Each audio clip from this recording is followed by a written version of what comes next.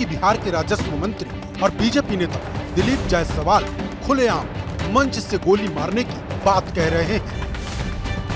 बिहार सरकार ने फैसला लिया कि प्रत्येक जिला में एसआईटी का गठन होगा, अलग से पुलिस बल का गठन प्रत्येक जिला में हो रहा है और अवैध रूप से जो राइफल गोली लेकर चले छे बदमाश सब अपराधी सब सीधे गोली मारे के आदेश सरकार दे देने छे।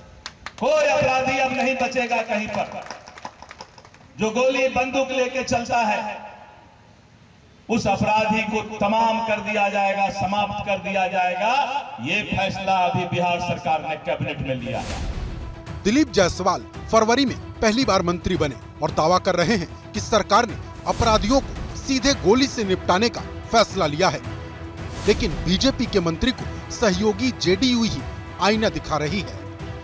बिहार का कार्य अनुभव है अपना कि हमने स्पीडी ट्रायल जब चलाया तो बड़े बड़े अपराधी और गुंडे और लंपट जेल में अब तक कराह रहे हैं। इसलिए कानून का राज का मतलब सीधा होता है कानूनी प्रक्रिया का सम्मान करते हुए पूरा ऐसा कानूनी इंजेक्शन दीजिए कि जनता बोले वाह और जिसको इंजेक्शन लगे वो बोले आह। ये तो इसकी जानकारी नहीं है, ना मैंने मीडिया में देखा है। जेडीयू ने साथ नहीं दिया तो पटना में बैठे बीजेपी के दूसरे मंत्रियों ने भी कन्नी काट ली और कह दिया कि जोश जोश में दिलीप जायसवाल बहुत कुछ कह गए। ये बोलने का तात्पर्य था कि अपराधियों पर जीरो टॉलरेंस की नीति से सरकार काम करेगी और जो भी अपराधी हैं उनको छोड़ा नहीं जाएगा। शब्दों का प्रयोग भले ही उन्होंने अलग जोश में किया हो, लेकिन उनके कहने का तात्पर्य यही है। एसआईटी के गठन को कैबिनेट में मोहर लगाई गई है, तो यही बात तो उन्होंने कहा है। अब मंत्री ने बोला है तो भला विपक्ष क्यों पीछे रहे?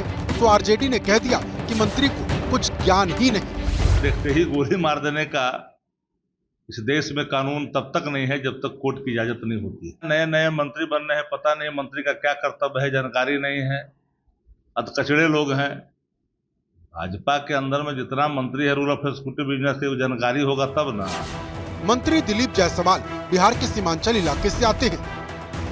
यहीं पूर्णिया की रुपौली सीट पर 10 जुलाई को विधानसभा का उपचुनाव होना है। जेडीयू उम्मीदवार के नामांकन में बीजेपी नेता ने ये बयान दिया। इसी सीट पर बाहुबली अवधेश मंडल की पत्नी और पूर्व मंत्री बीमा भारती आरजेडी की उम्मीदवार हैं। पुलिस हत्या के केस में मंडल और उनके बेटे को खोज रही है।